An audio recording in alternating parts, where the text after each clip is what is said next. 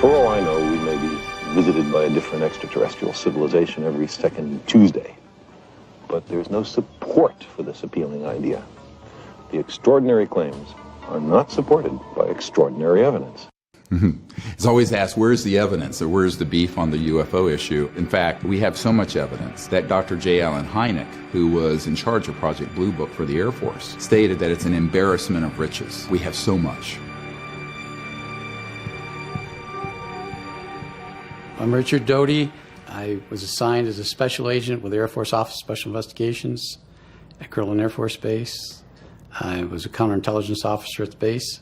During my time there, my first few months there, I was briefed into a special access program involving the U.S. government's investigation and contacts with extraterrestrial, the visitation of these extraterrestrials to Earth. I can assure you that flying saucers, given that they exist, are not constructed by any power on Earth. President Harry S. Truman. And it started out with a crash at Roswell. Headline edition, July 8, 1947. The Army Air Forces has announced that a flying disc has been found and is now in the possession of the Army. Army officers say the missile, found sometime last week, has been inspected at Roswell, New Mexico, and sent to Wright Field, Ohio, for further inspection. Roswell's almost become a joke because there's so much myth and narrative around it. But if you look at the Guy Hotel document, it was a field agent sent to J. Edgar Hoover. 3 so-called flying saucers had been recovered in New Mexico. Each one was occupied by 3 bodies of human shape, but only 3 feet tall. It's become the #1 document viewed on the FBI website after we released this. Now, the craft was more or less an oval or egg-shaped craft. It wasn't saucer-shaped. That particular craft, there were some problems with, #1, getting it on the flatbed to take it up to Area 51. The interior craft was, it didn't have any actual levers or flight control systems that we would identify as a flight control system. But they eventually, I think, over some time, figured it out. And it was done all by hands. The creatures would put their hands on controls, and they'd have this headset on, and this headset would somehow control or help them control the aircraft. Well, they did discuss the fact that there were bodies. Extraterrestrial bodies, yes. The creatures were about 4 foot.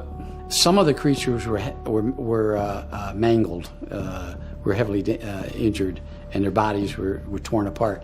There were 4 aliens aboard that thing, and those aliens went to Los Alamos.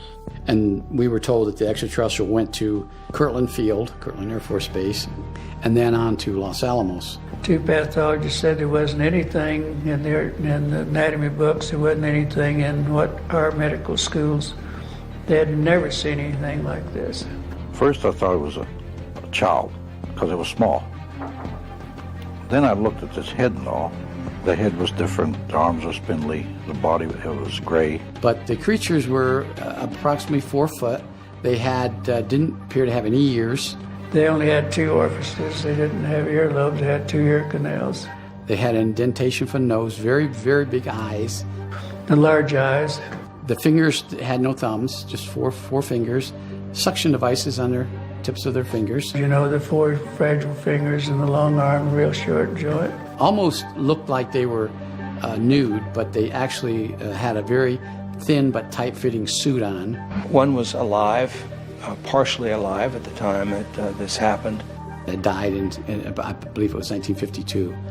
But the bodies of the extraterrestrials that were found at the scene were in a deep freeze, placed in a deep freeze, and sent to Wright Pat Field in Dayton, Ohio. One of the briefing officers that was taking us around and talking about what was going on, they said there had been over 100 crashes in that Four Corners area. I just saw it out of the crack. Holy shit! After Roswell, there was a flurry of ET activity across the globe. Dr. Greer spent 8 years trying to persuade members of Congress and other high-level government officials in the intelligence community to disclose what was happening, but to no avail. So in 2001, he formed the Disclosure Project. What you're about to see is first-hand witness testimony of events over the past 50 years. Many are telling their stories for the first time. This is only the tip of the iceberg, as hundreds more have given us their testimony, but are too fearful to go on camera, for fear of repercussions for themselves and for their families. I feel that the Air Force has not been giving out all the available information on these unidentified flying objects. You cannot disregard so many unimpeachable sources. Honorable John McCormick, Speaker of the House. I'm one of those what you would call the high government officials in the FAA. I was the division chief. I was only 3 or 4 down from the admiral. The way it started is Japanese airline 747 was coming from the northwest going across the Alaskan territory. So his radar is picking up a target.